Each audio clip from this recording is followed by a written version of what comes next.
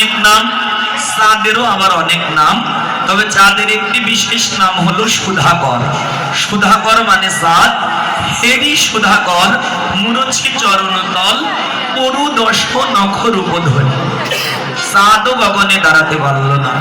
গঙ্গার কুলে গৌর রূপে নয়ন দিয়ে চাঁদের অহংকার দূর হয়ে গেল। চাঁদ এতদিন অহংকার করেছিল, আমার মতো সুন্দর এ জগতে বোধহয় আর কেউ নেই। চাই চাঁদ চিন্তা করতে আমি একাই জগৎকে আলোকিত করতে পারি। কিন্তু গঙ্গার কুলে গৌর রূপে নয়ন দিয়ে চাঁদ মনে মনে ভাবনা করছে, আমার চাইতেও সুন্দর আমার গৌর চাঁদ। আর আমাকে দেখার পর যদি গৌরকে কেউ দর্শন করে, তখন তারা আমাকে আর কেউ ভালোবাসবে না। তাই মান থাকতে স্থান ত্যাগ করাই হলো বুদ্ধিমানের কাজ। তাই চাঁদ কি করলো? গগন থেকে মাটিতে ঝাঁপ দিল। যখনই চাঁদ গগন থেকে মাটিতে ঝাঁপ দিল, চাঁদ মাটিতে ঝাঁপ দিলে চাঁদ কি হবে? ভেঙে যাবে। তাই চাঁদ যেন ভেঙে টুকরো টুকরো হয়ে গেল। তাই বলে আবার এক দুই টুকরা না, 10 টুকরো হয়েছে। যখন চাঁদ ভেঙে গিয়ে 10 টুকরো হলো, এবার 10 টুকরো চাঁদ শ্রী গৌরাঙ্গে ছিল, চরণে ছিল 10টি নখাঙ্গুলি। ওই 10টি নখাঙ্গুলিতে যেন গাগরিক চাঁদ, গগনের চাঁদ গৌর চরণে 10 টুকরো হয়ে 10টি নখাঙ্গুলিতে চাঁদ শরণ নিল গৌর চরণে। এবার নদিয়ার নাগরী বলছেন, আচ্ছা ওই চাঁদ যখন গগনে দাঁড়িয়েছিল তখন ওর গায়ে আমি কলঙ্কের দাগ দেখেছিলাম, কিন্তু গৌর চরণে যখন উদয় হলো, ওই এখন তো আমি কলঙ্কের দাগ দেখছি না।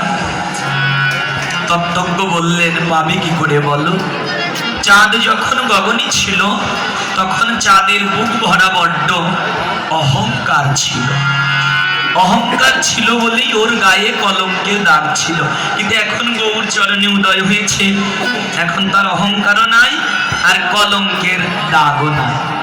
কথাটি দর্শনগত তাৎপর্য এই যে শুধু চাঁদের কথা কিন্তু বলেনি এখানে, জগৎ জুড়া মানুষের জীবনেও তাই বাবা। এ জগতের মানুষও আমরা যতক্ষণ পর্যন্ত আমরা কোনো কিছুর জন্য আমরা অহংকার করব, যতক্ষণ পর্যন্ত মানুষের হৃদয়ের মাঝে অহংকার থাকবে, ততক্ষণ পর্যন্ত মানুষের হৃদয়টাও হবে কলঙ্ক দিয়ে ভরা। কিন্তু আমরা লৌকিক জগতের মানুষ, অহংকার ছাড়া তো কেউ থাকতে পারি না। কেউ ধনের অহংকার, কেউ জনের অহংকার, কেউ প্রতিপত্তি খ্যাতিমান যশ টাকা পয়সার অহংকার, আবার কেউ রূপ যৌবনের অহংকার, কেউ বিদ্যার অহংকার, কেউ পাণ্ডিত্যের অহংকার। এক একজন এক এক অহংকার নিয়ে আমরা চলি, তাই না? কিন্তু মাগো, যে যত বড় অহংকারী হোক না কেন, ওই অহংকার একদিন সবারই চূর্ণ হয়ে যাবে। যে যত বড় অহংকারী আমরা করি বাবা, অহংকার একদিন সবার দূর হবে গো। কবে না? যেদিন আমার বিছানায় খাওয়া, বিছানায় নেওয়া হবে। আমার জীবনে আসতে পারে, এখন চোখে ভালো দেখি, ভালো চলতে পারি, কোনো অসুবিধা নাই, কানেও ভালো শুনি বাবা। কিন্তু যেদিন আমি বৃদ্ধ হব, যেদিন আমার বার্ধক্য আসবে, তখন কি করব? বিছানায় খাওয়া, বিছানায় নেওয়া হবে, ভালোবাসার আপনাদের স্ত্রী, পতি, পুত্র, কন্যা, ভাই, বন্ধু, আত্মীয় স্বজন, পিতা মাতা, তখন তারা কি বলবে গো? এ জঞ্জাল মরলেই বেঁচে যায়। তাই আগে থেকে যদি আমরা অহংকার ত্যাগ না করতে পারি, তখন তো পাঁজর ভেঙে জাজর হবে, তখন তো অহংকার আপনা আপনি আস্তে আস্তে দূর হবে। দেখবেন এমনও দিন আসে মানুষের জীবনে, যারা ঘরে পড়ে থাকে, লক্ষ্য করবেন তাদের কিন্তু কোনো বোধ থাকে না। কখন মূত্র করে যাচ্ছে বেগ সম্বরণ করার সাধ্য নয়।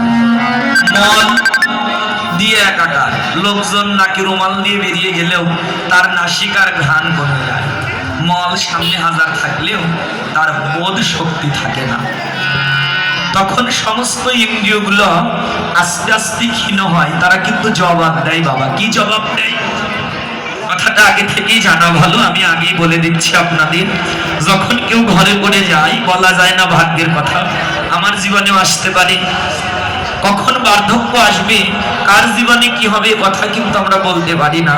দেখবেন যাদের বার্ধক্য হয় তাদের সমস্ত ইন্দ্রিয়গুলো আস্তে আস্তে কথা বলে তাদের সঙ্গে, কিন্তু তারা কাউকে কথাটা বিশ্বাস করাতে পারে না। চোখ তখন কথা বলে, কি বলে?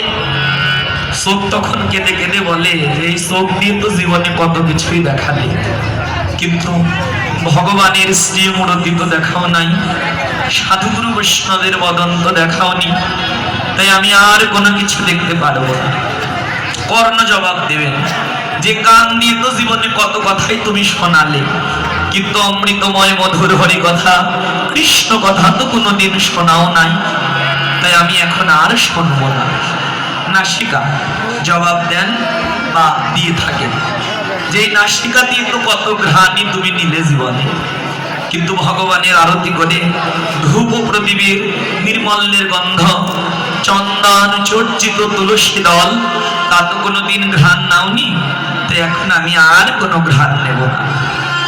বদন জবাব দেবে যে বদন দিয়ে তো জীবনে কত কথাই তুমি বলেছ, কিন্তু কোনোদিন অমৃতময় মধুর হরি কথা, কৃষ্ণ কথা, যে কথা শোনার জন্য তোমাকে এত সুন্দর বদন দিলাম, আর ওই মুখ দিয়ে তুমি আজে বাজে কথা বলে দিন পার করে দিলে, কৃষ্ণ কথা তো কোনোদিন বললে না, হরি কথা তো কোনোদিন বললে না। আবার জিহ্বা জবাব দেয় বা দিয়ে থাকেন, কি বলে? যে জিহ্বা দিয়ে তো কত স্বাদ গ্রহণ করলে, চর্ম, শস্য, লেজ্জ, পেয়, কত কিছু গ্রহণ করলে, কিন্তু ভগবানের ভোগ দিয়ে তার প্রসাদ তো কোনোদিন পাওয়াও নাই, ভক্তির অধরামৃত প্রসাদ তো কোনোদিন পাওয়াওনি, তাই আমি আর এখন আর কোনো কিছু গ্রহণ করব না। এইভাবে হস্ত, পদ, পায়ু, উপস্থ, চক্ষু, নাসিকা, কর্ণ, জিহ্বা, ত্বক, সমস্ত ইন্দ্রিয়গুলো আস্তে আস্তে ক্ষীণ হয়, অচল হয়ে যায়। তখন আর ভালোবাসার লোকজন দুর্ব্যবহার করে, ছেলে, পুত্র, বৌমা, এরা তখন কি বলবে?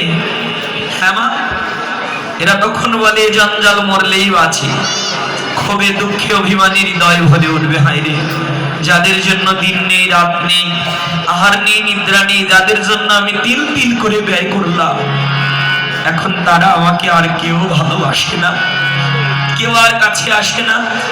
ছেলের চাহিদা মেটাতে পেরেছি, ছেলের কাছে ভালো ছিলাম, এখন আমি আর পারি না, কর্ম করতে পারি না বলে এরা কেউ এখন আমাকে আর ভালোবাসে না।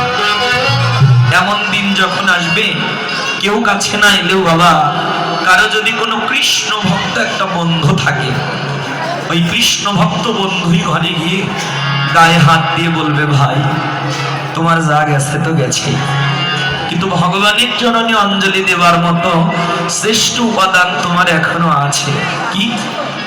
অন্ধ নয়নে অশ্রু বিসর্জন করো, আর যদি পারো একটি তুলসী পত্র তুলে এনে নয়নের জল, তুলসী পত্র যদি ভগবানের চরণে নিবেদন করতে পারো, তবেই ভগবান তোমাকে মুক্তি দেবে, নইলে উপায় না।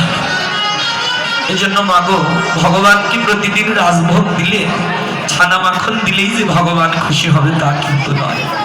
ভগবান কি বলেছে যে তোমরা আমাকে রাজভোগ দাও, যে যাই দাও তোমাদের ব্যাপার, কিন্তু ওটাতে আমি সন্তুষ্ট নয়, যদি পারো তোমাদের অন্তরে ভক্তিটুকু আমাকে দাও, নয়নের জল আর তুলসী পত্র যদি আমাকে নিবেদন করে দিতে পারো।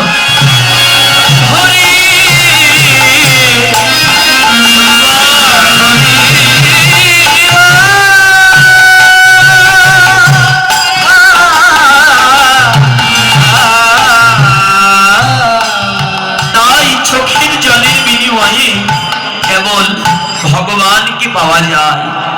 দ্বারকার রাজকন্যা সত্যভামা, শ্রীকৃষ্ণের স্ত্রী, যখন জানতে পারলো যে রাধারানীর মতো করে নাকি এই জগতে আর কৃষ্ণকে কেউ কিনতে পারেনি, সত্যভামা চিন্তা করলেন আমিও কৃষ্ণকে কিনে নেব। কি দিয়ে কিনবো?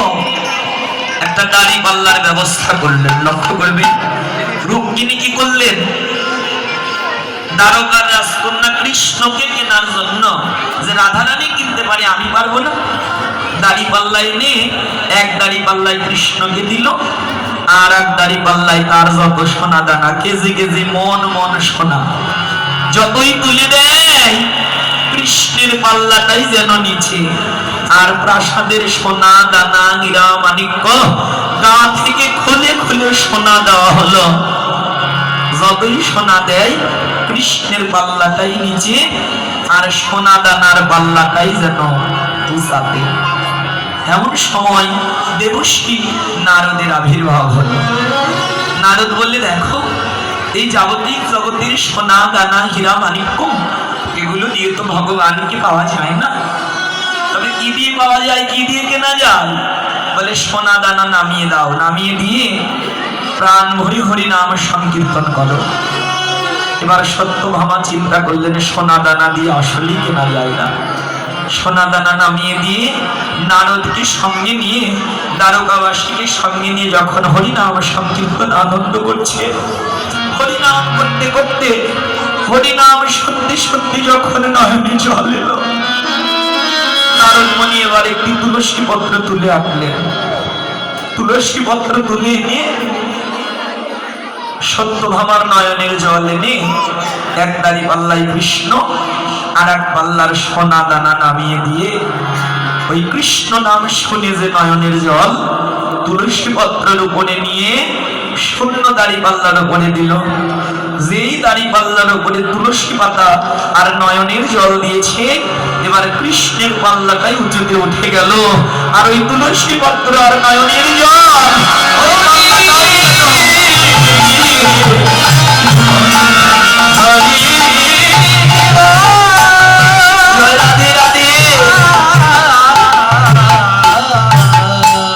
তাই তো মা, ভগবানকে কিনতে গেলে একমাত্র অন্তরে বিশুদ্ধ কৃষ্ণ প্রেমার ভক্তি ধরেই কেনা যায়।